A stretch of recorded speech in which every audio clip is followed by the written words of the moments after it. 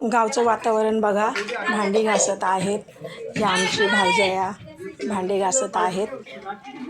बाहेर पटांगणामध्ये भाऊ बसलेला आहे, मध्ये मैदान आहे. ही बघा आमची बहीण बसलेली आहे, हात करत आहे बघा. आणि हा आमचा भाचा आहे, ही पण बहिणीची मुलगी आहे आणि ही पण बहिणीची मुलगी आहे, तलाठी आहे ही. हा पण भाऊ आहे आणि सगळीजण छानपैकी अशी मैदानात बसली. हा भावाचा मुलगा आहे. आमच्या घराच्या दरवाजाच्या बाहेर बसलेली आहे, म्हणजे रानात राहतात, शेतामध्ये घर आहे.